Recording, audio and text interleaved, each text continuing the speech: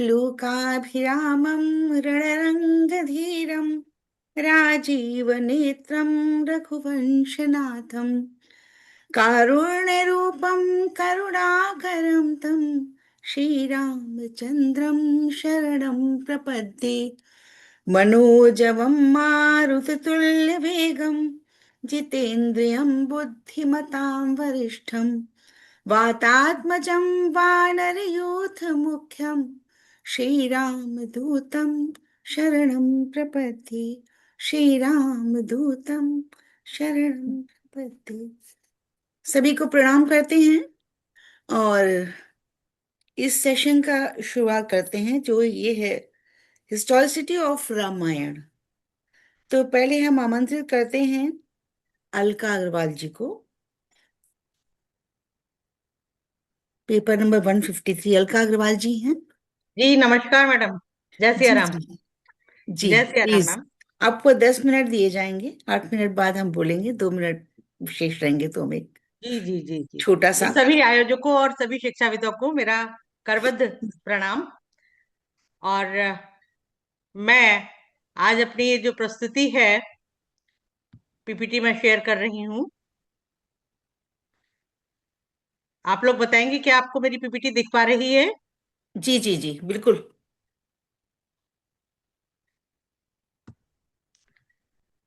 तो रामायण की अल्प प्रचलित कहानियां एक शाश्वत महाकाव्य के अनछुए पहलू। तो मैं डॉक्टर अलका अग्रवाल तीर्थंकर महावीर विश्वविद्यालय से, और रामायण के कुछ ऐसे पहलू जो प्रस्तुत किए गए हैं पर उनका कुछ और अर्थ भी निकलता है मेरे दृष्टिकोण से, वो मैं प्रस्तुत कर रही हूँ। तो ऋषि वाल्मीकि द्वारा रचित और अनगिनत क्षेत्रीय सांस्कृतिक, एक मिनट मैडम, थोड़ा सा मुझे इसे वो करना पड़ेगा।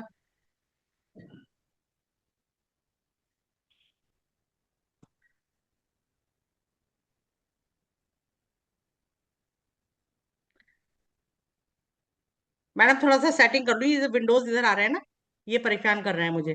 हाँ जी, अब ठीक हो गया। हाँ।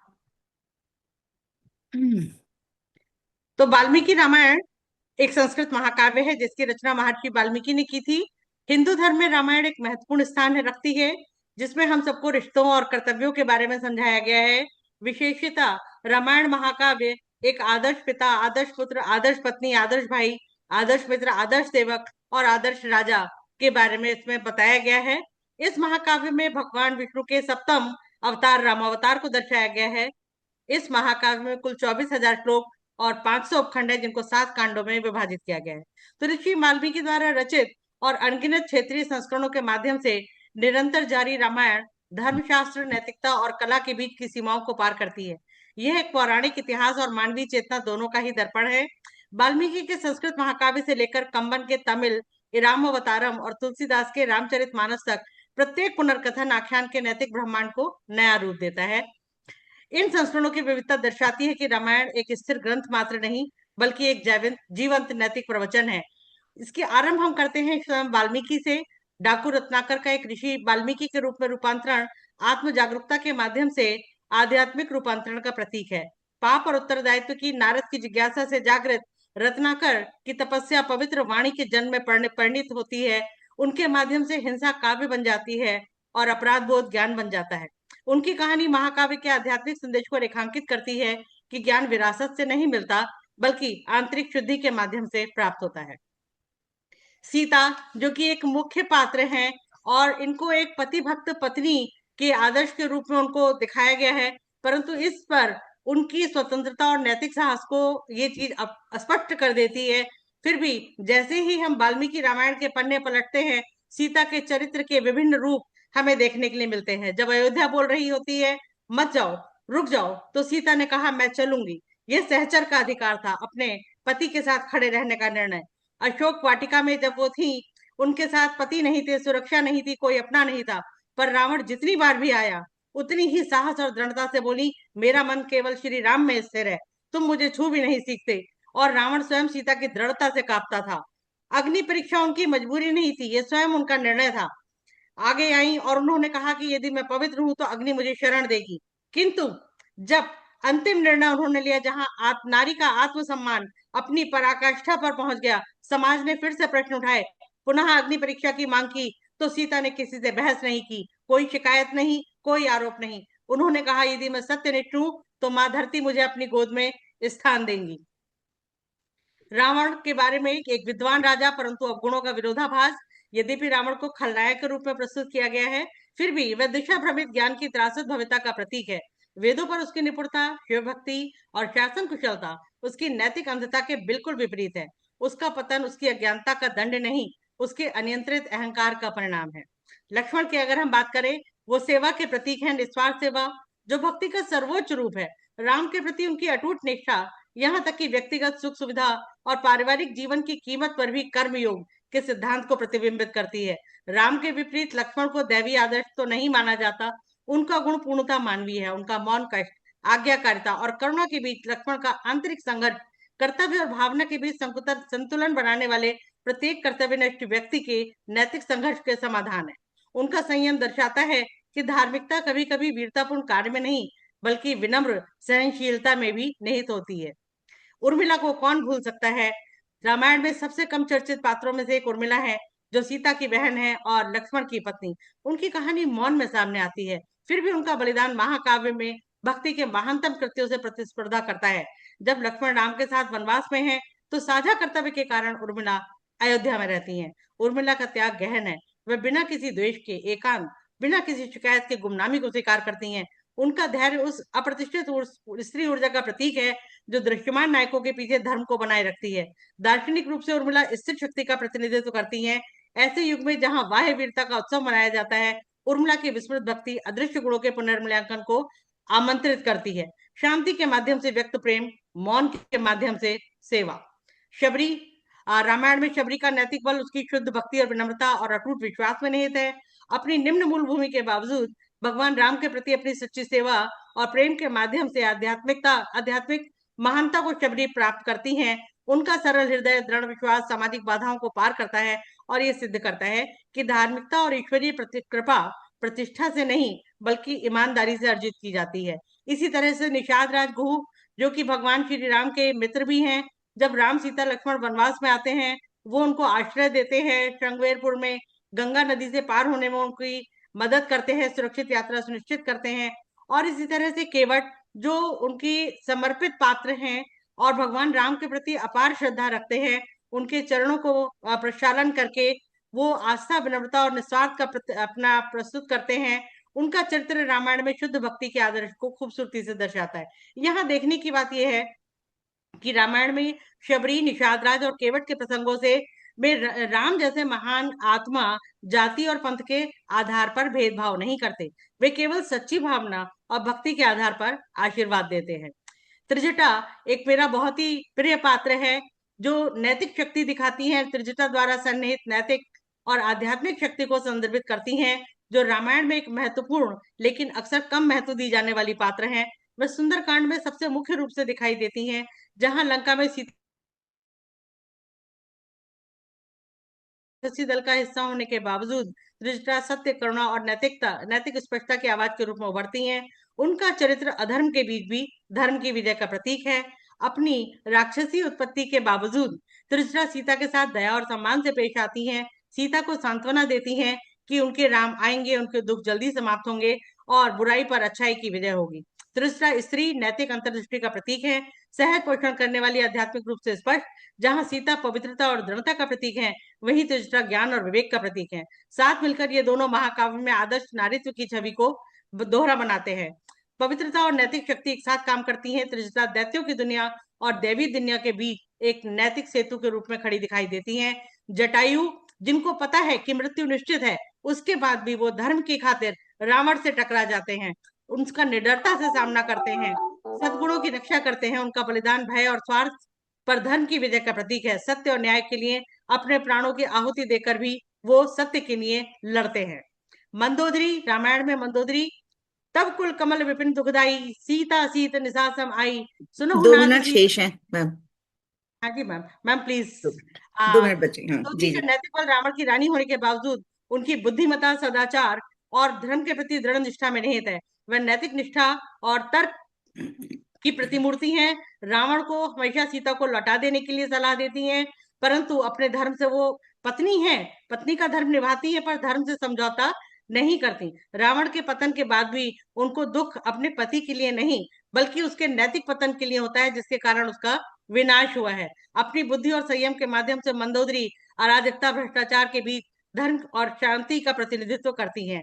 विभीषण को जैसे हम जानते हैं, अपनों का विरोध करके भी धर्म के साथ खड़े रहते हैं। रावण को सलाह देते हैं एक भाई होने के नाते कि सीता को लौटा दे, पर अब वो नहीं लौटाते हैं तो वो धर्म के पक्ष में जाकर के खड़े होते हैं। कैकई एक बहुत ही महत्वपूर्ण पात्र है, जिसको कि एक नेगेटिव कैरेक्टर के रूप में दिखाया गया है, परंतु अप्रत्यक्ष रूप में अगर हम देखें तो राम के महान बनने में ये योगदान देती हैं। राम के वनवास की मांग करके कैकई राम के चरित्र की सबसे बड़ी परीक्षा का कारण बनती हैं। राम शांति पूर्वक उनकी बात को मानते हैं और 14 वर्ष का वनवास स्वीकार करते हैं। और यहाँ पर उनके कर्तव्य, आज्ञाकारिता, त्याग और करुणा के आदर्शों को प्रकट किया गया है, जो राजा बने रहने पर शायद संभव नहीं हो पाता। राम मर्यादा पुरुषोत्तम के पूर्ण रूप में उभरे हैं, क्योंकि उन्होंने दुख और वियोग को साहस के साथ उसका सामना किया है। तो कैकई ने राम की महानता और नैतिक कद को आकार देने में महत्वपूर्ण भूमिका निभाई है।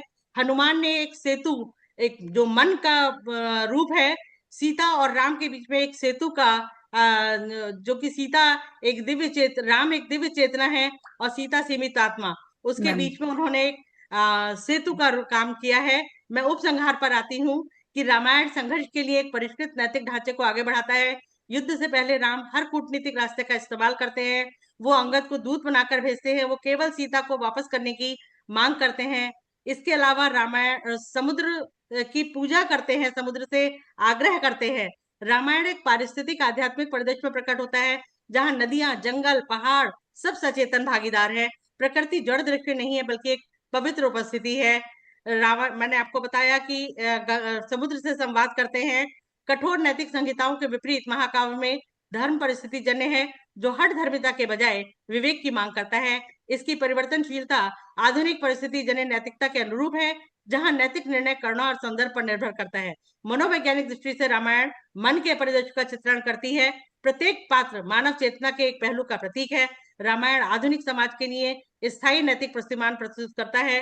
राम राज्य की इस परिकल्पना को न्याय और सहानुभूति पर आधारित शासन का प्रतीक है। और अंत में एक जीवंत ग्रंथ के रूप में रामायण न केवल देवताओं और राजाओं की, बल्कि मानवीय स्थिति, उसकी दुविधाओं, आशाओं और नवीनीकरण की क्षमता की बात करता है। रामायण अपनी अनछुई गहराइयों में अच्छाई और बुराई के द्वंद से परे नैतिक संभावनाओं का एक विस्तृत स्पेक्ट्रम प्रस्तुत करता है। इन छिपी हुई परतों से जुड़कर हम महाकाव्य के सार को पुनः खोजते हैं कि धर्म अनुरूपता नहीं, बल्कि सचेत विवेक है। जब तक मानवता शक्ति से परे अर्थ, तर्क से परे करुणा, हर धर्मिता से परे सत्य की खोज करती रहेगी, तब तक रामायण अतीत की कहानी नहीं, बल्कि शाश्वत वर्तमान का एक जीवंत ग्रंथ बनी रहेगी। जय श्री राम। धन्यवाद। अब मैं इनवाइट करती हूँ कृतेश पटेल जी को। प्लीज, कृतेश पटेल, हम अपनी स्लाइड आप प्लीज बंद कर दें। जी जी जी। Kritesh Patel, are you there?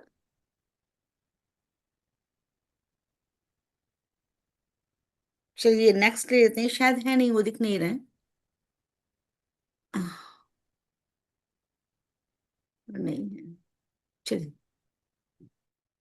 Next है प्रोफेसर नीलेश जोशी एंड वैष्णवी पै। I invite you please, professor Nilesh Joshi. Mister Nilesh Joshi, ये तो थे। हाँ, वो हैं डॉक्टर नीलेश डॉक्टर जोशी। नीलेश जोशी भी हैं तो सही। हाँ, ही इज देयर। हम दिख रहे थे मुझे भी। I'm here. My screen will या present this paper, so I'm silent here. So I prefer to explain this paper. Hello, Vaishnavi. You are not audible, sir. Your voice is not clear. Nileshi? Hello, hello, Yeah, hello, hello. yeah, Yeah, am I audible now? yeah. Yes. Can you turn your Actually, video on, Video. Vaishnavi ji? yeah. I Vaishnavi am ji. trying. Actually, my network problem is there.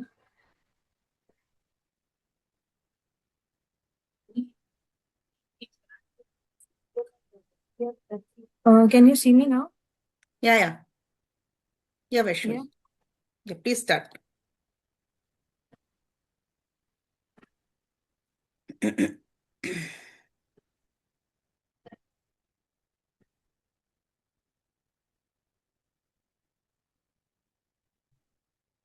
Is my scene visible? Yeah. Hello? Yep.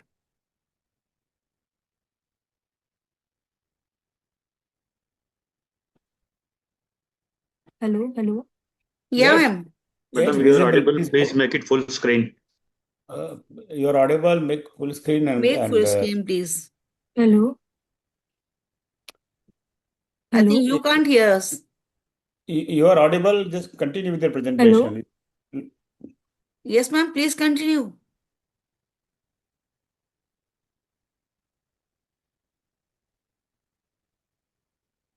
खैर network का issue है इनके यहाँ, ऐसा लग रहा है.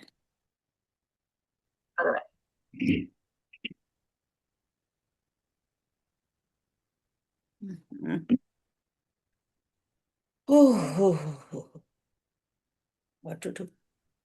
वैष्णवी जी, आप बताइए कि आप लोग हमें सुन पा रहे हैं? आप नहीं.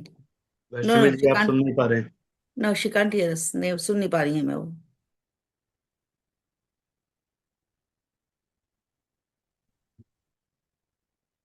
Doctor Nilesh ji.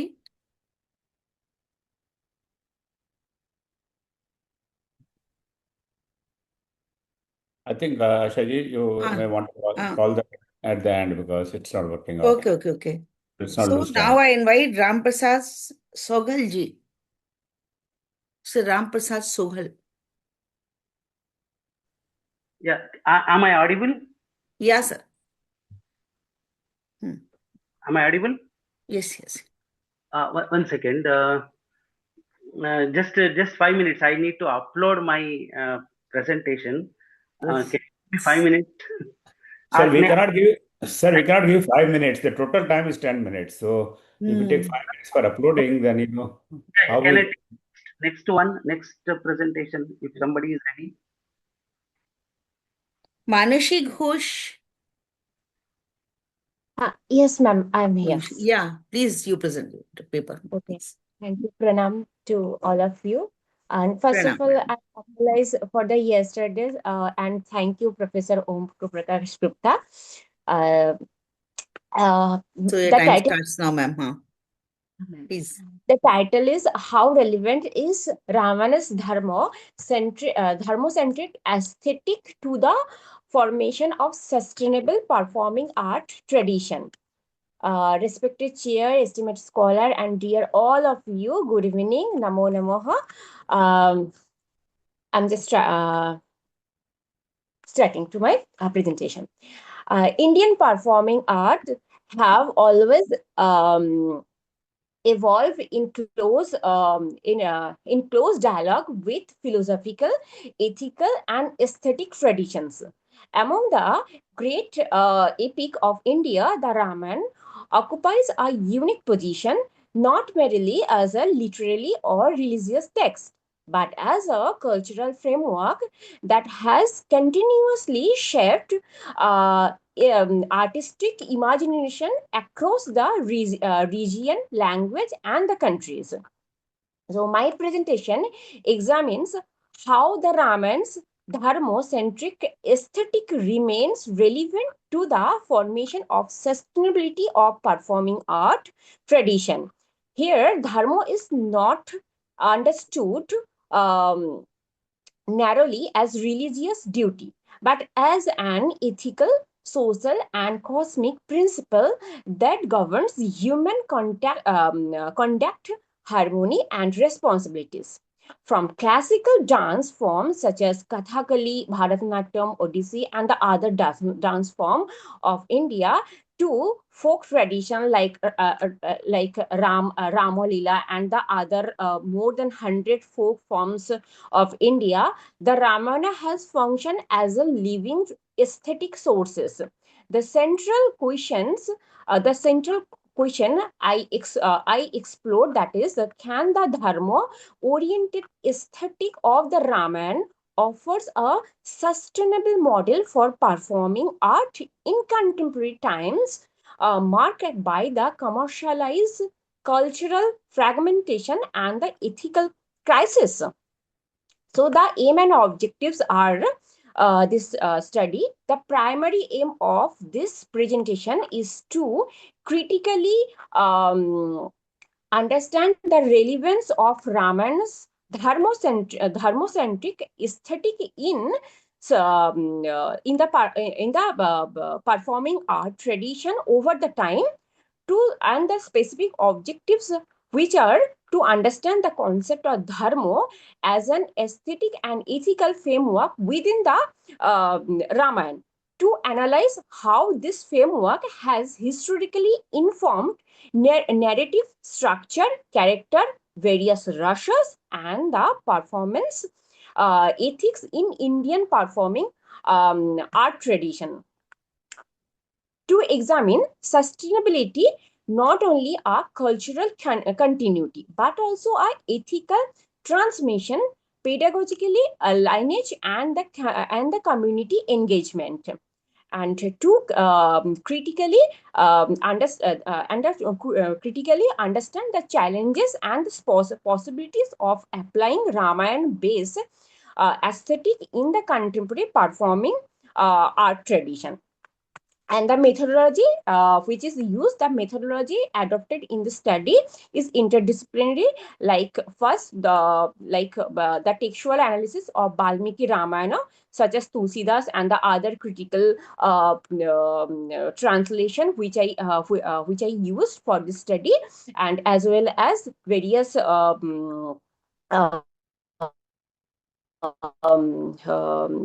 research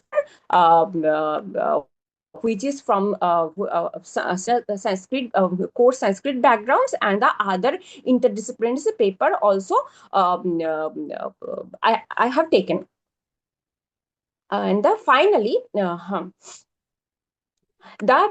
come to the critical discussion. So at the heart of the Ramayana's aesthetic dharma as lived experience, not abstract morality. Characters such as Rama, Sita, Lakshmana, Bharata, and even Ravana are not idealized simply. Rather, they embody ethical emotional conflict, and the social responsibilities. So this complexity provides a performer with the deep psychological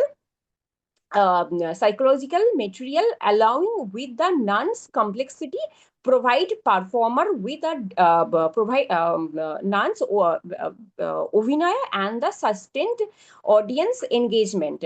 From a sustainability perspective, the Ramayana offers three crucial contributions. The first is the ethical sustainability.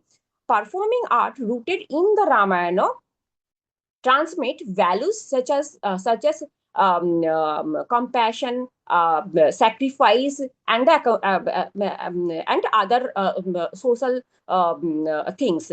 In tradition, like Rama Leela performance, become a communal ethical exercise rather than the entertainment. So this ethical continuity across the generation as the art remains socially meaningful. And the second is the pedagogical sustainability. The Guru Shishya tradition in many Ramayana-based art form emphasis discipline, character formation, and the embodied knowledge. Dharma here operates as both content and the method, shaping not only what is performed, but how artists live and learn. And the third is the aesthetic adaptability. The Ramayana's narrative has allowed endless regional and the reinterpretation storytelling. Folk tradition often localize the epic, integrating environmental and the social concern.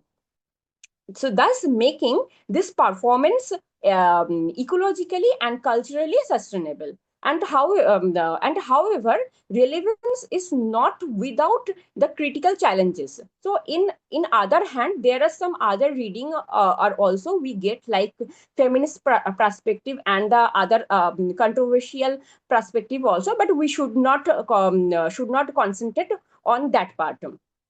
So then come to the conclusion point. To conclude, the Ramayana's dharmocentric aesthetic remains deeply relevant to the formation of a sustainable performing art tradition, provided it is approached critically, inclusively, and creatively. Ma'am, 2 Its minutes strength, left. yes, ma'am. Ethical emotion, community, and artistry into a living performance ecology.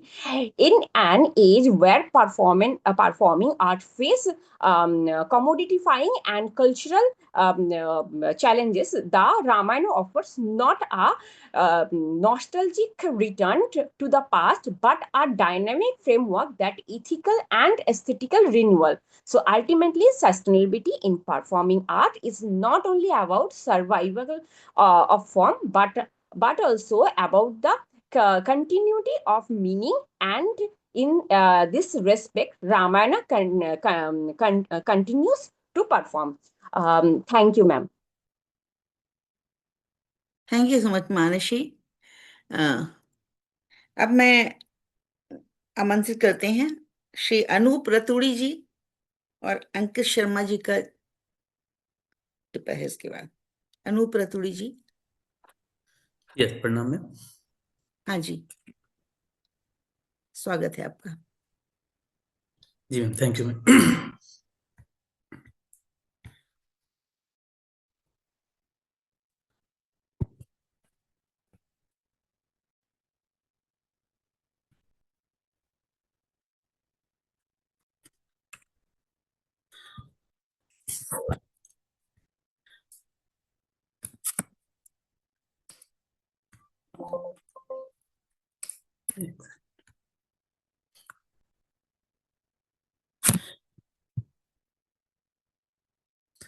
Ma'am start करूं मैं?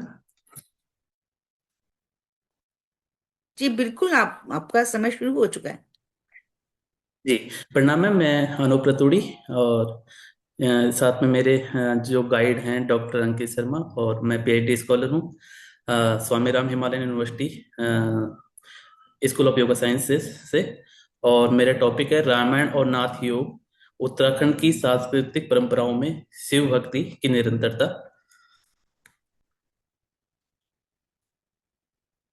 Ma'am इसके intro start करते हैं कि उत्तराखंड की जो सांस्कृतिक जो पहचान है वो 3 धारों में निर्मित देखने को मिलती है, जिसमें एक है रामायण और एक नाथ योग और साथ में शिव भक्ति। इन तीनों में शिव तत्व एक केंद्रीय सूत्रधार के रूप में हमें दृष्टिगोचर होता है, जो यहाँ इस भौगोलिक क्षेत्र को आध्यात्मिक, सांस्कृतिक और यौगिक संबंधों को विश्लेषित करता है।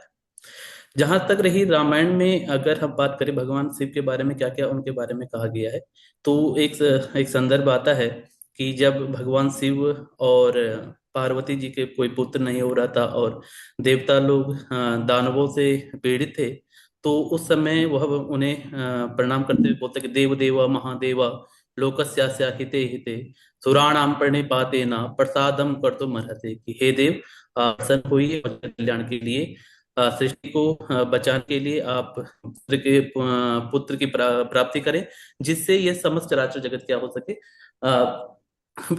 इन दानवों से बच सके।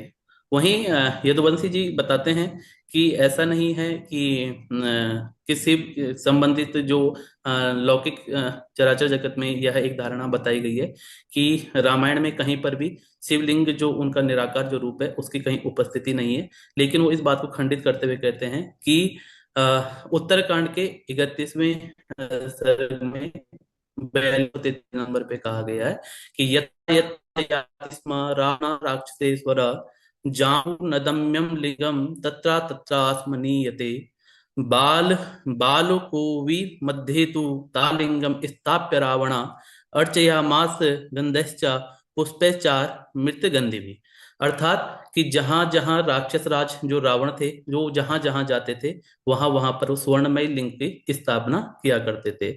और इसी प्रकार जैसे हमें एक घटना याद आती है कि जब भगवान राम लंका ने जा रहे थे, तो उन्होंने भी रामेश्वरम में शिव बालू से शिवलिंग का निर्माण किया था।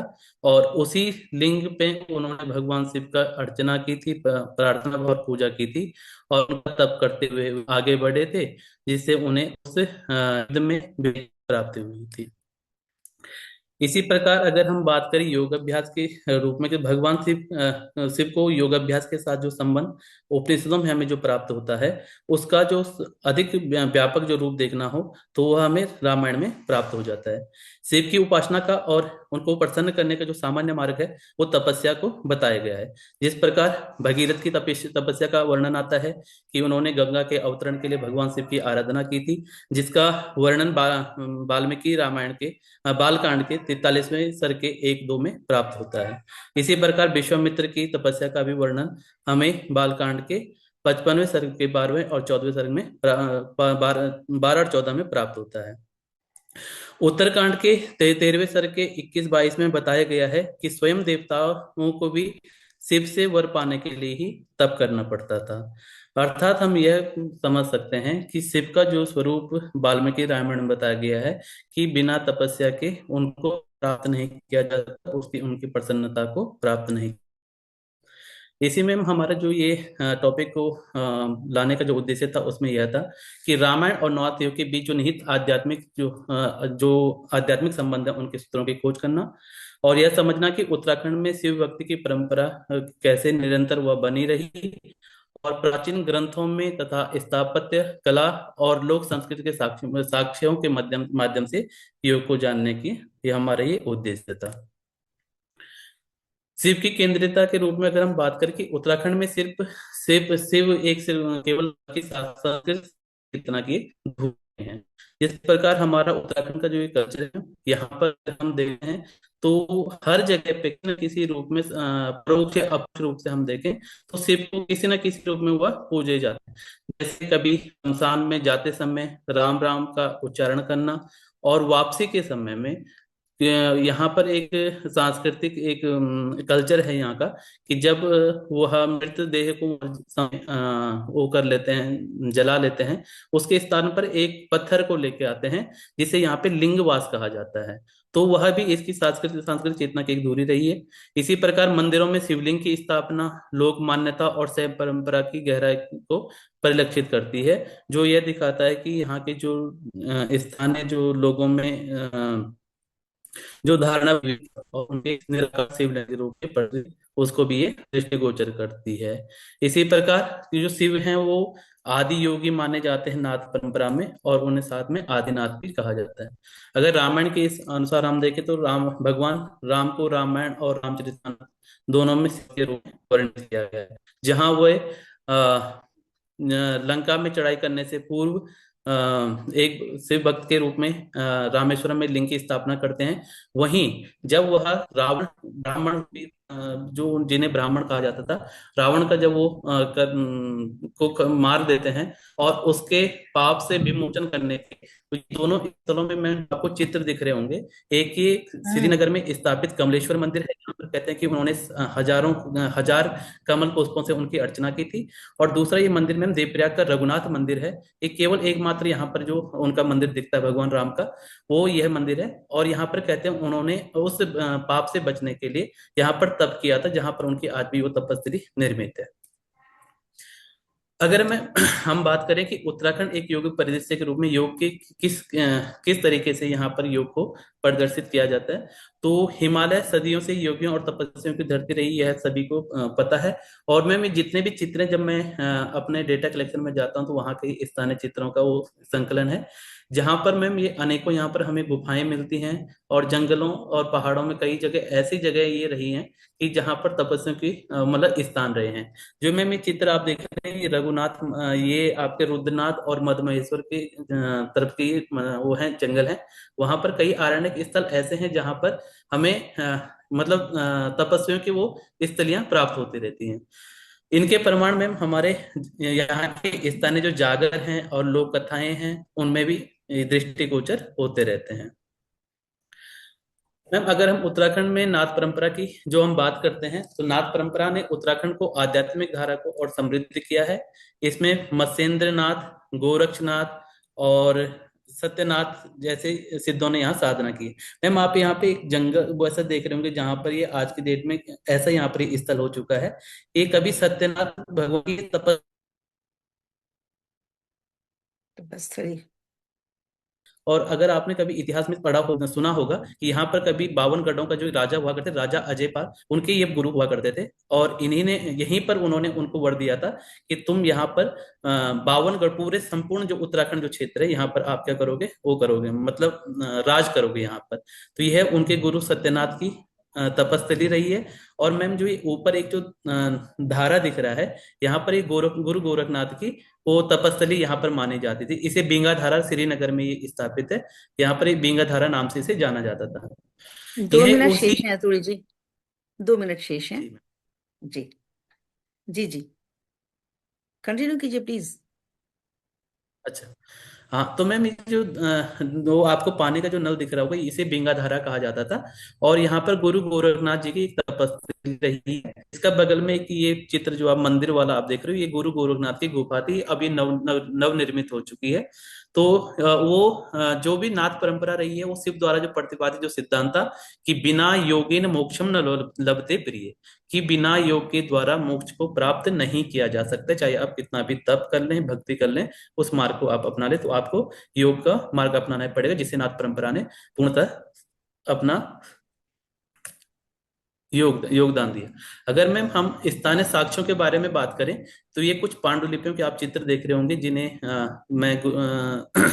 एक हमारे वृद्ध जन है जो उन्होंने इस क्षेत्र में काफी काम किया तो उनसे मैं इनके बारे में बात करता रहता हूँ। जिसमें कुछ पांडुलिपियों के मैंने चित्र इसमें लगाए हैं। इसमें जैसे घट स्थापना होगी, नाद बुद्ध हो गया और इसी तरीके भैरव भैरव पाली हो गई और रखवाली करके एक और पांडुलिपि है उससे संबंधित ये पांडुलिपियों के चित्र है मैम। तो ये ग्रंथ मैम केवल शिव प्रधान और योगी तंत्र तांत्रिक परंपरा को प्रमाणित ये जो ग्रंथ है इसको प्रमाणित करते हैं। और अगर हम स्थापत्य और देवालय के उसमें देखें तो शिव तत्व और यौगिक प्रतीकों से ये समृद्ध हमें प्राप्त होता है। समय अगर खत्म मैम हो गया, हम बात प्लीज करें कंटिन्यू। आध्यात्मिक निरंतर तो हम स्पष्ट रूप से देख सकते हैं रतुड़ी जी आप जल्दी से कंक्लूड करें प्लीज। 12वीं शताब्दी में इन्होंने उस साधना परंपरा को अपनाया है और जिस प्रकार से रामायण में उन्होंने योग के द्वारा भक्ति मार्ग को अपनाया है। उत्तराखंड की इस आध्यात्मिक निरंतरता का जीवन केंद्र आज भी जो यहाँ की जो आज परंपरा है उसमें वो जीवंत रूप में हमें दिखाई देते हैं। ये मैम जो त्रिशूल है ये भगवान परशुराम का ये त्रिशूल माना जाता है जो गोपीनाथ गोपेश्वर में स्थापित है। आज के समय में प्रासंगिकता में अगर हम देखते हैं मैम तो आज के समाज में योग शिव तत्व और आध्यात्मिक अनुशासन का पुनरुत्थान हमें प्राप्त होता है और सांस्कृतिक पहचान और आत्मिक संतुलन का आधार शिव तत्व और योग को माना जा सकता है। उत्तराखंड की विरासत आधुनिक जीवन में भी हमें मार्गदर्शन देती है। अंतः में यह निष्कर्ष मैंने कुछ निकाला लिखा था उसमें कि यह अध्ययन दर्शाता है कि रामायण और शिव भक्ति और नाथ योग तीनों उत्तराखंड की आध्यात्मिक संरचना को परिभाषित करते हैं। शिव तत्व इन तीनों को जोड़ने वाला आधार है और उत्तराखंड इसकी निरंतरता की जीवन साक्षी है। धन्यवाद। धन्यवाद। नाउ इनवाइट उदित दीपक कुलकर्णी जी। श्री उदित दीपक कुलकर्णी जी, आयुध्या कुलकर्णी जी या कहाँ हैं? उदित दीपक कुलकर्णी जी,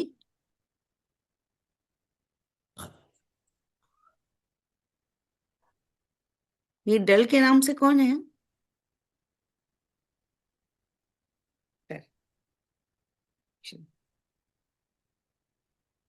अब हम आमंत्रित करते हैं अर्चना चौहान जी को। अर्चना चौहान जी,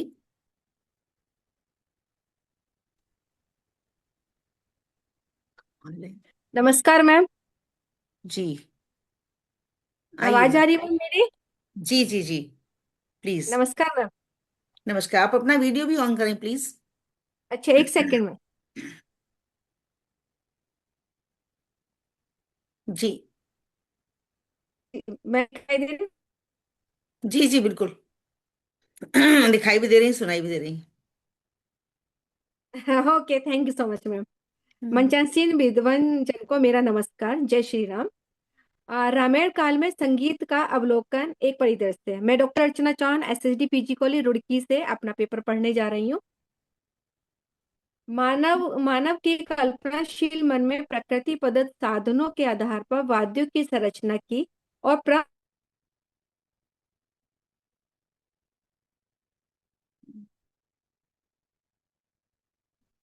आपका कुछ नेटवर्क की प्रॉब्लम है शायद, अर्चना जी। ओहो। श्री विष्णु को शंख और इंद्र को तड़ित से संबंधित करके वाद्य प्रदान किए गए। रामायण काल तक आते आते वैदिक संगीत का रूप बदल चुका था। उसका रूप बहुत कुछ अभिजात हो गया था। इस काल में गायन, नृत्य और लय वाद्यों के वादन से विहीन राज्य की कल्पना करना असंभव सी बात थी। तथा तत्कालीन वाद्यों में दुदुम्बी, आनक, मृदंग,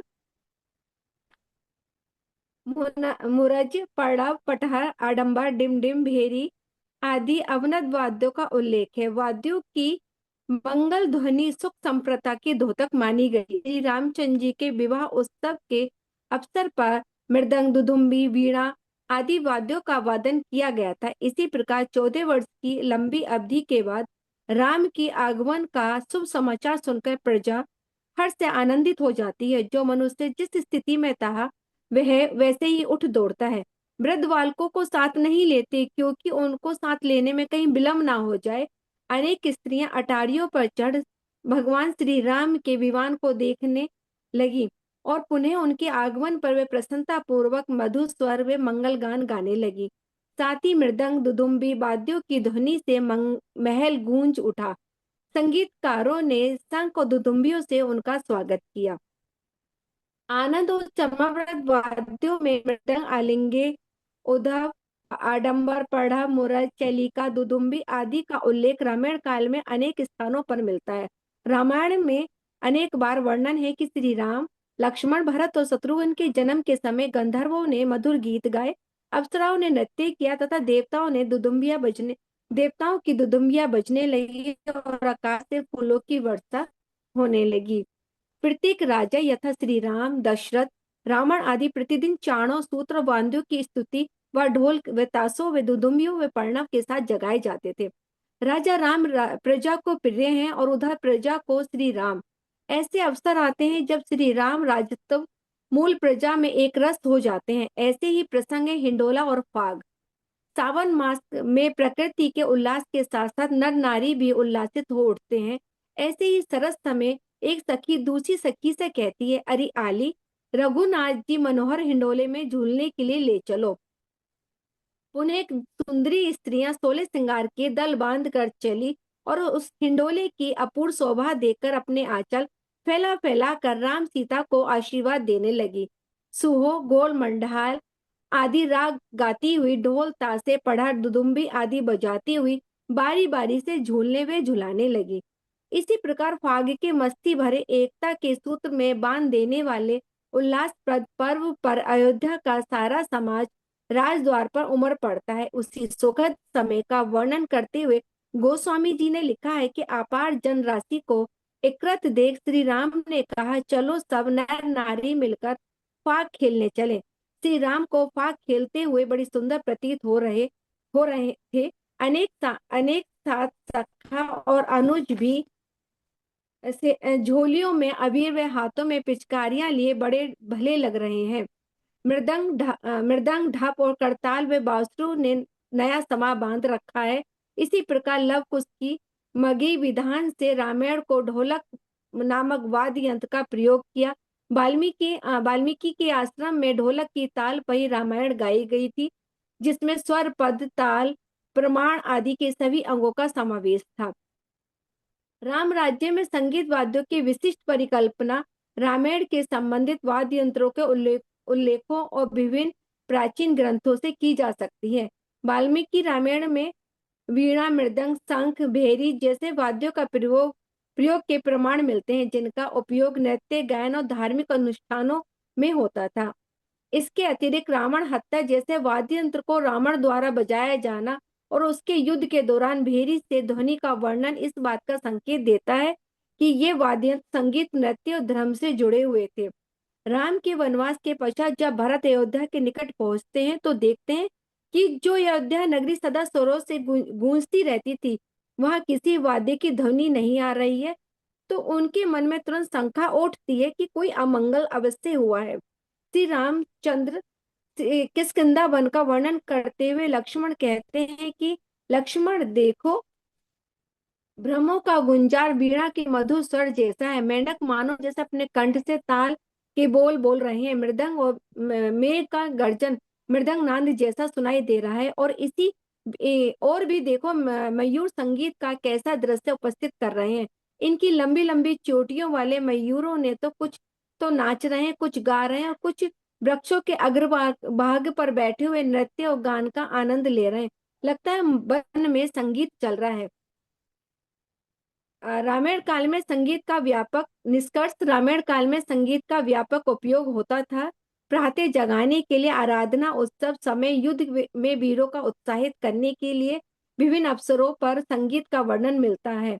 रामायण काल में संगीत का जीवन के अभिन्न अंग के रूप में प्रयोग हुआ। राम राज्य में संगीत वाद्यों का प्रयोग केवल मनोरंजन के लिए नहीं, बल्कि भक्ति, अनुष्ठान और आध्यात्मिक महत्व का भी प्रतीक था।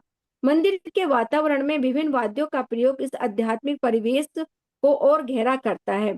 राम राज्य का एक आदर्श राज्य की परिदृश्य है, जिसमें संगीत वाद्यों को समृद्ध परंपरा रही होगी। ये भारतीय संगीत की उस प्राचीन और सुसंस्कृत विरासत को दर्शाता है जो आज भी भारतीय संगीत, संस्कृति और संगीत का अभिन्न अंग है। धन्यवाद मैम। धन्यवाद, बहुत बढ़िया। अब हम आमंत्रित करते हैं खुशबू अग्रवाल जी को। खुशबू अग्रवाल।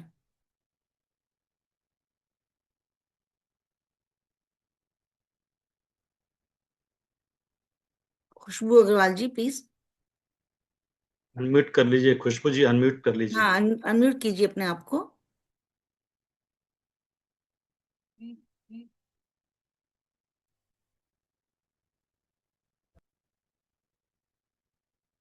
या ना, अभी अभी आप म्यूट हैं, प्लीज अनम्यूट करें अपने आप को।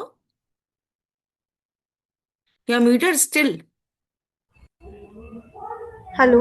Yes. हाँ हाँ, या Okay. Okay. Notes there. Okay. Please Yes. Present paper. हाँ, Yes, ma'am.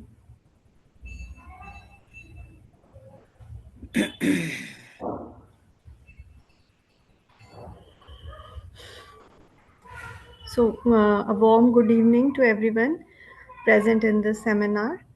Today, I'm presenting my paper on the topic In the Footsteps of Ram.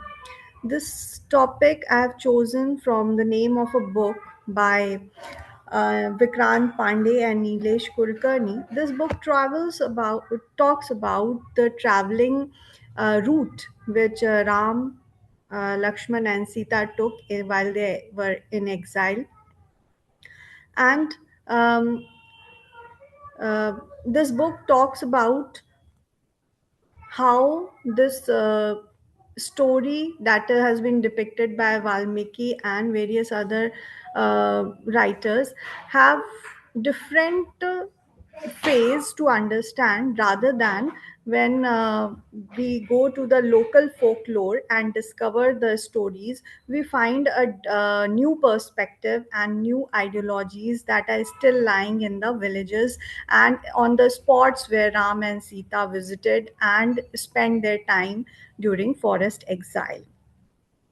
Since in every Indian village has its own Sthal Puran or local legendary history. The Ramayana reflects this deep connection between story and place. as it traces Ram's journey across the Indian subcontinent, beginning in Ayodhya, where Ram, Sita, Lakshman are exiled. The journey moves southward to Rameshwaram and finally to Lanka. In fact, the word Ramayana itself means Ram's journey.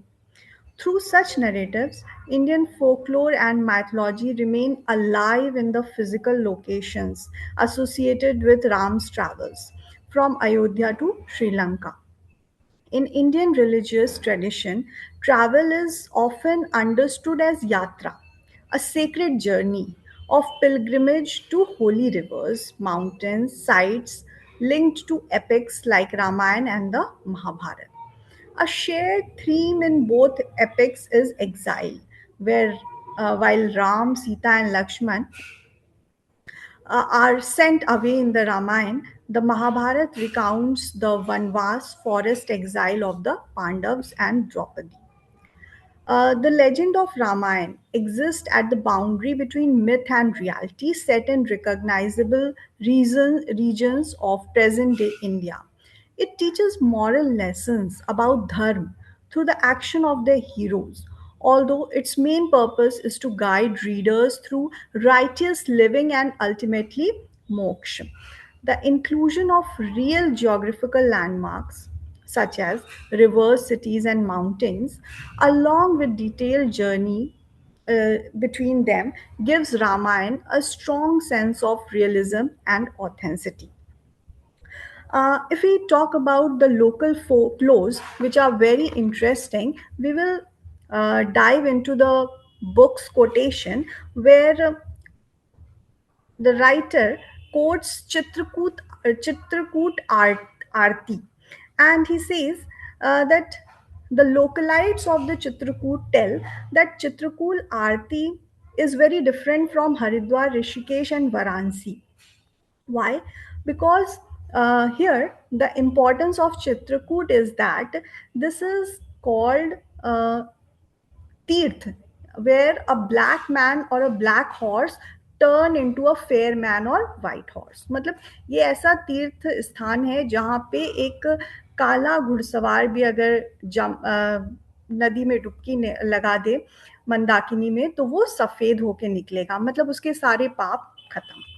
तो ऐसा ये जो मान्यता है उसके पीछे जो कहानी बताते हैं वो ये है कि एक बार once Ram told his brother Lakshman to go to the banks of Mandakini, and this happened when they were living in exile in Chitrakoot. So, and he tells his brother Lakshman to go to Mandakini bank and sit silently and observe what happens at night. And Lakshman, with his bow and arrow, sat very attentively, and he saw a black man wearing black clothes and riding a black horse rode up to the ghat. And before Lakshman's stunned eyes proceeded to ride into the river, then in a moment a white horse emerged with a fair and handsome man dressed in regal finery. And who is this white horse man? Ram explains this incident as it was Prayag, the king of all Tirth. He came here because he wanted to wash away his sins of the devotees accumulated at the ghats of all the holy rivers. But the sins turn him black. It is only the Mandakini in Chitrakoot that he comes once a year to wash them off. So this is a very religious story behind the Tirth Raj Mandakini, where even the Raja of all the Tirth come and wash away the sins of accumulated sins of various ghats. So these are the very ideological and inspiring in stories to understand our mythology, our Ramayana, more than what has been inscripted in the epics. So they are great, and there's a lot of to learn from them. Ramayana occupies a distinctive position between myth, history, ethical treatise, narrating the life of Ram while instructing audiences in the practice of dharma and the pursuit of moksha. At the same time, the Ramayana is not a static text, but a living Mahakavya that has generated regional retellings, folklores, and forgotten stories beyond the canonical compositions of Valmiki, Tulsidas, Kamban, and others. These local narratives attach themselves to specific sites and communities, reinforcing the sense that the land itself remembers Ram's journey, continues to speak through stories, festivals, rituals, and practices. So, the stories behind our rituals, our festivals, our customs is also have been brought from that era of Ramayana, and it is really very interesting to research upon this type of legacy that we have. If we see the structure, narrativity, traditionally Ramayana is divided into 7 kands: Bal Kand, Ayodhya, Aranya Kand, Kishkindha, Sundara, and Yuddha Kand, and Uttarakhand, which corresponding to a distinct phase of Ram's life and journey. From the perspective of space, this structure starts a movement from the ordered royal center of Ayodhya to the liminal forests of exile, onward to the frontier zones of Kishkindha and the oceanic threshold of Lanka. Ma'am, 2 In minutes the are left, bas. Yes, ma'am. हाँ. In the Bal and Ayodhya Kands, political and family world of Ram has been shown, and Aranya Kand relocates the narrative into Dandaka forest. These are all the places which are associated with Ram, where Ram, Sita, and Lakshman went, and some incidents have happened around these places where encounters, ascetics, and demons dramatize questions of protection, restraint, and just violence. It is here that Sita was abducted by Ravana. In the Yuddha Kand, with the construction of Ram Setu and the war in Lanka, this Kand tells the story, debates upon the kingship, loyalty, and righteousness of war. In the Uttarakhand, often treated as an epilogue, reinscribed in the moral cost of rule through the Sita's banishment and the upbringing of love and Kush in Valmiki's hermitage, suggesting that the ethical journey continues even after political restoration. Spatial transitions thus align with moral intensifications, making geography integral to the unfolding of dharma. The exile of Ram is not only a spiritual trial but also a narrative strategy that moves the hero across the diverse regions and social formations.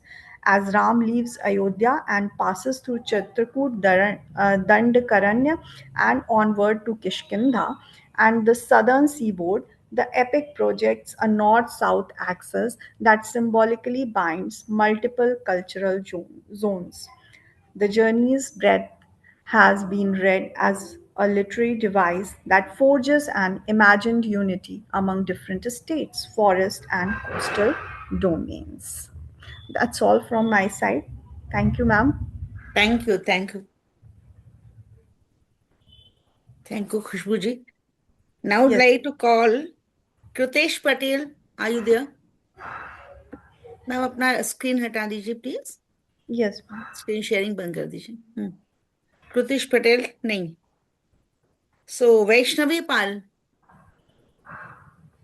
Vaishnavi Pal and Dr. Nilesh Joshi. Are you there? Vaishnavi Pal is there, seems. Joshi Hello? ji. Yes, yes. हाँ जी, हाँ जी, हाँ जी. I am here. Please, yeah, please, Should I please, present? please turn on your video, please. Okay, okay. I will try to. Actually, ma'am, I'm facing some issue. If I turn the video on, then my system Okay, is okay. You lagging. can continue. No problem. Is it okay, ma'am? Okay. Yeah. Thank you so much. I'm sharing my screen.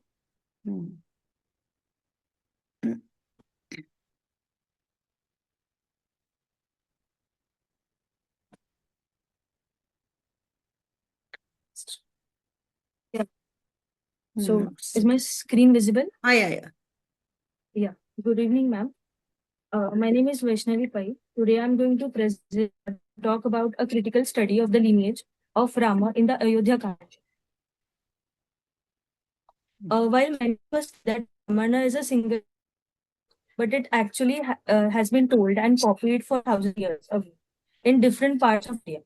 So in today we find four recensions of it. The first one is Southern recension, the second one is Northwestern recension, and the third one Eastern recension, which we call as Bengal edition or Goreshiv edition. And the fourth one is Vadodara. So in Ayodhya Kanda, the sage Vasishtha recites the names of Rama's ancestors to King Dasharatha. So we find variation in all these four recensions. So here, if you can see, it starts from Brahma and it ends till Rama. But there are many some of hello. Yeah. Hello. Am Yeah, I ma'am. You audible? are audible. Yeah. Yeah. No problem. Yeah, actually Continue, wanted to please. confirm. No, continue, please. So on the screen, if you see, so I have highlighted some in the blue, some in the yellows, and some in the red and orange. So the blue ones are common in all the four editions, whereas the yellow ones are added in Vadodara edition, like Vivaswan and Angirasa. So in some of the editions, we find the name Vivaswana, but in some editions, it is known as Angirasa, which is in Vadodara edition. The name Prachetas is new to all the editions and it is only mentioned in Vadodara edition. While as Manu, Ikshvaku, Pukshihi, Vivakshu, all are there in all the editions. Banaha is mentioned in all the editions, whereas Renuhu is the new form named in the place of Banaha in the southern edition. In the same way, Pushaha is also new, which is found in southern edition.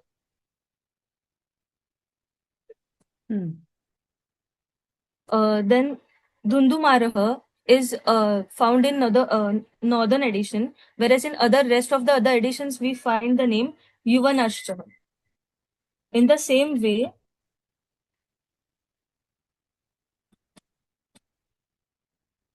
Prasenajit is found in 2 editions, and in the other 2 editions it is found as Dhruta Sandhihi.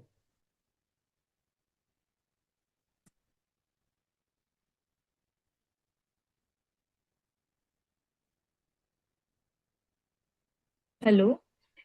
Yeah. Continue, please. Yeah, actually my screen is lagging, that's why I'm okay.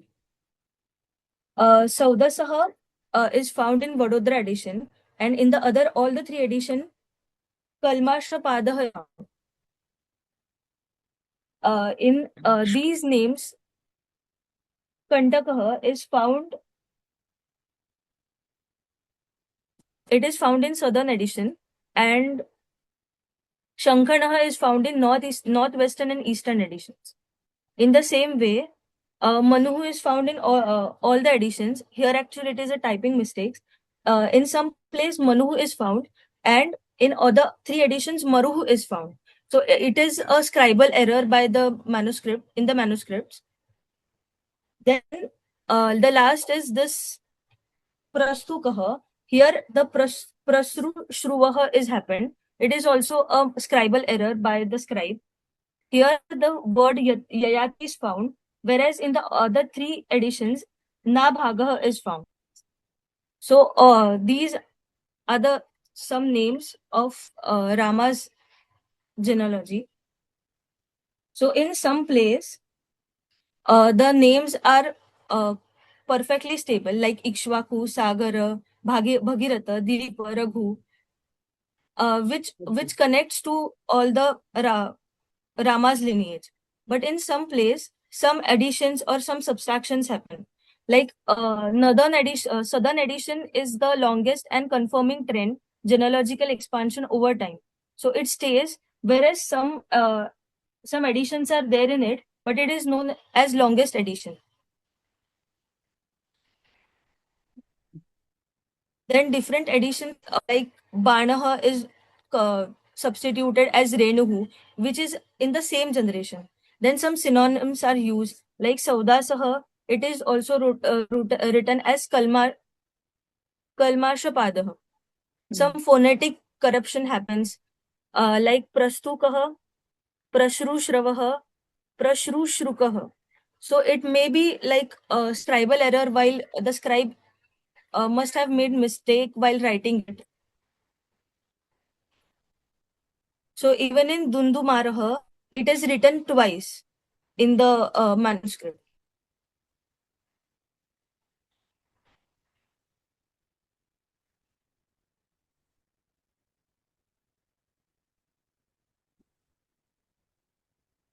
Yes, please.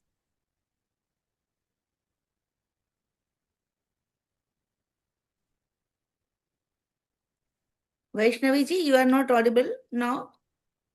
Hello, hello, hello. Yeah. Yeah. Hello. Am I audible? Now Yeah, you in the are audible. same- I think you Yeah. kept quiet. Dundumaraha. No, hello. Hello. Yeah. Please continue, ma'am. So Dundumaraha he repeated twice, and in the same way he omitted Yuvanashchaha.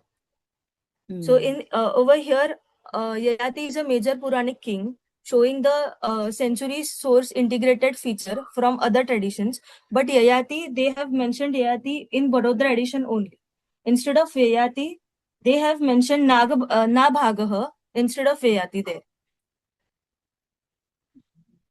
So the critical edition list is the shortest, which is Vadodara's list, suggesting a historical trend of genealogical inflation in the regional versions.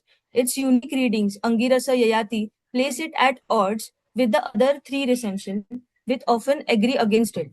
This suggests that the regional versions, that are Southern recension, Northwestern recension, and Eastern recension, represent a later, more an expanded stage of the text.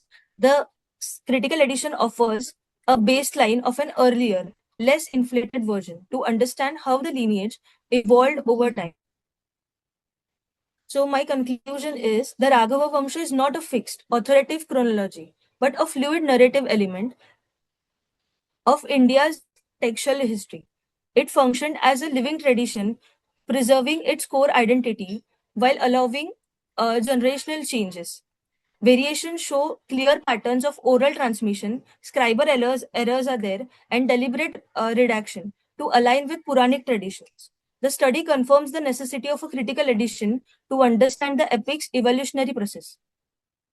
Thank you. Thank you Vaishnavi ji. अभी मैं बुलाना चाहूंगी doctor Ram Prasad सौगल जी को। Thank you, madam.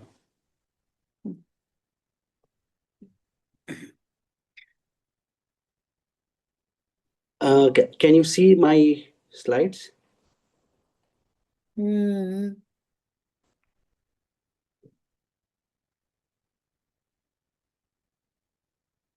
Can you see the slides? Yeah. Okay. Yeah. Jai Ram ji ki. So I will speak in English. Thank you for the opportunity. So my topic is basically Ramayana documents, Chandragupta II of Guptas. So the is Ramayana an Itihas? So actually we have two Itihas, Ramayana and Mahabharata. And Ramayana is an epic for India. And Itihasa is Iti plus Hasa. So that means it truly happened. So the classification of the text from our from the beginning is basically Itihasa, which means it happened. So the name itself, because of the Itihasa, it proves it happened. So there is no question about it. But where is the physical evidence? So people are searching for it because modern history demands evidence for it. So how is it Itihasa? This is the question, and that I selected for my research. So what is my methodology? I had worked on a paper called Devi Chandraguptam in inaugural conference of Eye Hair Association from USA. It happened at IGNCA New Delhi in February 2019. And my paper Devi Chandraguptam is published, is available over the internet. And we Indologists long suspected that Alexander came to India during Gupta rule rather than during Mauryan rule. And at this conference, when I presented, all the scholars, we made a conclusion. In that, we said that to make a sheet anchor, we need to research on Mahabharata, Buddha, Adi Shankara, or Imperial Guptas. And I selected Gupta for evaluation because that is at the lower end of the spectrum. All others are historically longer time, so you will have less evidence. So I selected Guptas and I further researched on this. So the question on historicity of Ramayana are these are generally discussed when the historicity of Ramayana comes. Lack of archaeological evidence to validate the Ramayana storyline. Archaeological evidence means yes, there are you have the names North India, South India. So these are all not physical evidence. Actually, archaeological evidence of that time, the time in which Ramayana happened, should be found. That has not been found. And Ramayana at best, so people say that Ramayana is best suit a Janapada or people's lore. So it's a people's story. So and that is why it is so popular and across the country. And religious belief make Indians believe Ramayana as an historical account.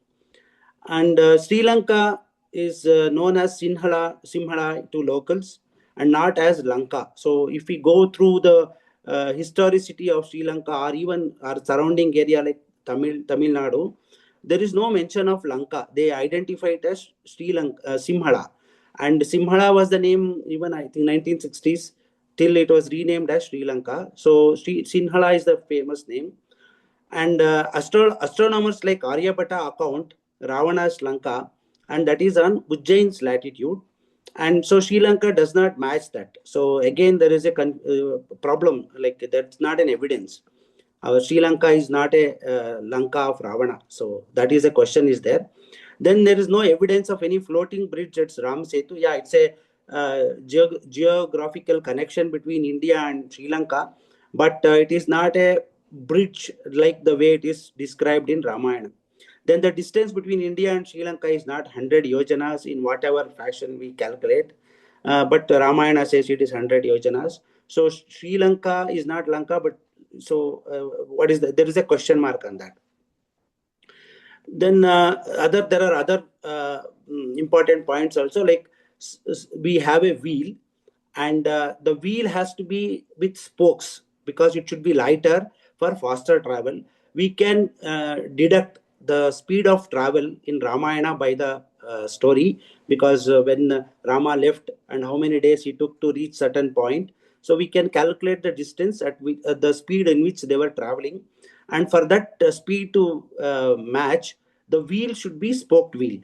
And also the iron is required for the kind of battle described in Ramayana, because otherwise without iron you can't kill so many people. So for the Ramayana battle to happen, iron should have been available. So Sanauli, the archaeologists have excavated, and they have found in 2000 BCE the solid wheel. The wheel that was found is solid wheel, and it's not a spoked wheel. And copper alloy weapons are found. So in 2000 BCE, we still have wheel not evolved and iron not found. So any date giving Ramayana older date is a question mark from archaeology perspective. Then evaluations at Purana Kila, which is known as Indraprastha, and that is taken only the lower level is 900 BCE. So again, that is Mahabharata. Then again, you calculate for Ramayana, then the timeline is not matching. Then evidence of Rama Krishna temples before Gupta's period is we have not found, no temples. So then there is a reference for Sankarshana and Vasudeva mentioned by Shatavahanas before Guptas. But Sankarshana and Vasudeva could mean different things at that time. So that is what we are researching. Then mention of foreign tribes, like Ramayana mentions Yavana, Pallava, Shaka, Barbara, Kamboja, Kirata, Huna. Then even in India, Pallava, Satyaputra, Kerala Putra, etc. So these tribals existence, again archaeologically is not evidence, not possible. And so these mentioned because they only can come when they are available, and that is a period which is not matching with Ramayana's timeline, the historicity. Then language of Ramayana and Mahabharata in which it is written is classical Sanskrit, and that kind of Sanskrit with grammar and all the Panini grammar, these evolved in Gupta rule. And so before that there was a Prakrit, and now whatever we are having Ramayana, that is not in Prakrit. So it's a question where this Ramayana really originated. These are all questions I'm not asking. These are all questions asked by West and so many people, even in people in archaeology and history and these kind of things. So we have, so this gives a foundation for my research, because I was researching for the historicity of Ramayana. Then now how Gupta's link with Ramayana. So my research, so I said I was going through Devi Chandraguptam, and I found abduction of Sita resonates with Devi Chandraguptam story also. The centrality of the play Devi Chandraguptam is same. Behavior of king Kshatriya on oath to protect Pamaras. And so there is a failure, and the morality of this question comes up for the Ramagupta in Guptas. He's a king. And so just like for Rama, this morality question comes. So there is a similarity and there is a context. Then Devi Chandragupta too fights foreign kidnappers like Shakas and terminates their rule, just like the way Rama ends Ravana's rule. So there is a context matching with the basic core theme of Ramayana. Then Guptas adopt Garuda as the royal standard and Vishnu as prime deity. And Vishnu, Krishna, Rama, Avatara seems to be coming during Gupta period creation. Or maybe it was available but came to prominence because of Gupta's adapting to Vishnu.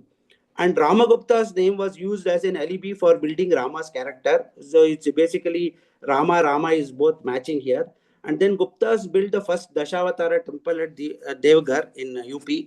So before that, there was no Dashavatara temple. Even this idea of Dashawataras, 10 avatars of Vishnu, is matching with the Gupta period. So is it like, okay, I'm telling, but if suppose Gupta kings are to highlight the Gupta kings, whether Ramayana and Mahabharata is built, is there any further evidence? So I am presenting the evidences available. If you go to the Puranas, like we have Bhagavata, which document Hiranyaksha, Hiranyakashipu, his son Prahalada, and his son Virochana, and then Mahabali.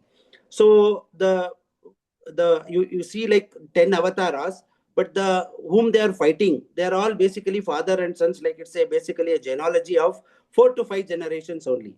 So your opponents are 5 generations. So it is not like some yugas. It is only 5 generations from Hiranyakashipu to Vamana. So what is the evidence? Like for example, like the first Sankarshana and Balaram, Sankarshana is Balarama and Vasudeva is Krishna, is coming in the Greek coins, not in Indian coins first. And basically what is, if you see the Krishna, what is shown here, he is holding a Shanka, that is basically a conch. That symbolizes Samudragupta, and the wheel is basically the wheel of Dharma, or the rule of Dharma. So this concept of what they are showing as Vasudeva is not Krishna. At that time, it is basically representing the Samudragupta. And on the left side, whatever they are showing Sankarshana. Sankarshana is basically, if you can see, he is holding Hala. That is lifting of Bhudevi. That is same as lifting of Bhudevi. Please conclude. Sorry, madam. 10 minutes. 2 minutes silence. Okay, fine. So this evolved, the Vishnu evolved into Chaturmukha Vishnu, where you can see on the back side the 3 avatars, where Varaha, then the king, Gupta king highlighted as Vishnu's avatara, and then on the right side you see Narasimha. On the back side you see the villain whom they are fighting. So this is very famous in Kashmir region, so that gives another evidence. Another strong evidence is basically this statue. This statue is interpreted as basically the Vrishni tribes, basically Yadu like Balarama, Krishna, and the sons of Krishna. But it is not. Basically, this is depicting the Gupta kings. If you see, the first one is the Chandragupta one, who establishes the Gupta kingdom. Second is holding the conch, that is Samudragupta. The third is Narasimha Avatara, that is showing basically the Gupta Empire. The fourth, the one holding the arrow, and he is basically Rama. You can interpret it, but that is basically Chandragupta too. Next is holding the wine cup, that is next Gupta king, Kumara Gupta. And then the last one, you can see the Skanda Gupta, which is basically represented as Kalki avatar. So this clearly shows the avatara is nothing but basically highlighting of the Gupta emperors. And then the further evidence, like they have coins. The coins depict the same avatars. Like for example, Chandragupta too releases archer type coins, which shows is Rama's avatara is highlighted. Then he also releases Parama Bhagavata, that is representing the Krishna. Then he Samudragupta releases Kritanta Parishu, that is with the Parashurama avatara. Then we have Kumaragupta releases as Mahendra Aditya, that is basically Indra, that is Trivikrama avatara. Next highlight, basically they have Guptas have owned the complete entire universe. So the three Bhuloka, then all the three lokas. That is why it's called Trivikrama. Then Skanda Gupta releases Kramaditya, that Kalki coin. So we have evidences to link Gupta emperor period with the Ramayana, and Ramayana and Mahabharata probably are superimposing the Guptas and to make it very famous. This is what I see. There are a lot of really evidences because of their coins and these things, which really show the same things. And so there is a correlation, and that is what I am presenting. I feel the conclusion, Ramayana really documents Gupta emperors. Thank you. Thank you sir. तो अभी ये session समाप्त होता है। आज 8 papers प्रस्तुत किए गए। नकृतेश पटेल जी नहीं आए और अभी थोड़ा वक्त है, तो किसी को कोई प्रश्न पूछना हो आप पूछ सकते हैं हमारे जो स्पीकर्स थे उनसे।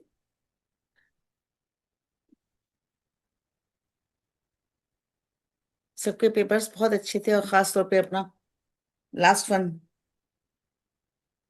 हिस्टोरिजेनिसिटी ऑफ रामायण, है ना? Wonderful paper. मेरे को इनसे एक प्रश्न पूछना है। रामायण, हाँ, हिस्टोरिसिटी है इनके स्पीकर अभी यहाँ सामने? जी जी सभी हैं, आप पूछिए। मैं ये पूछ रही हूँ कि जैसे आपने कहा कि उस टाइम पीरियड से तो ये कोरिलेट नहीं करता है, तो वन इज गुप्ता पीरियड से कोरिलेट कर रहा है, तो और कोई पीरियड से भी अगर कोरिलेशंस ढूंढे तो मिलेंगे क्या, या मिल चुके हैं? No, madam. Actually, like basically archaeology evidence we have not found, and most of the things what is described is clearly matching with Gupta period, and Gupta period is 300 BC. Okay, not 300 BC, not 3000 and 2000 and 5000. No. It originated, as I said, like Sankarshana, that originates even before Guptas during Shatavahana period, because that we have inscriptional evidence mentioning Vasudeva, but that Vasudeva is different, and then it has changed the meaning of all those things. And then we have ended up with Dashavatara, that Guptas built Dashavatara temples. And then they given all the meaning for Rama, Krishna, and then again it's evolved over a period. It is not like original story is what we are reading today. So the thing is, Ram was in a yug before Krishna, and the Mahabharata evidences are there, they say, to be 5000 years old. So actually, Ramayana story should be further back. No, that is why I said 7,000 years old. Archaeology, I gave you all the evidence, like wheel should be there, iron should be there. Okay, this clearly disproves archaeologically these dates, whatever they are giving for Mahabharata. Okay. So let's end. I think time is short. Thank you so much. Thank you. Good attempt. Thank you. सभी का बहुत बहुत धन्यवाद। और अब हम ये session समाप्त करने की अनुमति चाहेंगे, क्योंकि नया सेशन शुरू होना है दूसरा। सबका बहुत बहुत धन्यवाद। सबके पेपर्स बहुत अच्छे थे, काफी इंफॉर्मेटिव था इनका तो। मानसी बहुत अच्छी थी, संगीत, रामायण में संगीत बहुत बढ़िया था। सारे पेपर्स बहुत अच्छे थे, बड़े अच्छे। तो अभी हम समाप्त करते हैं इसको। धन्यवाद।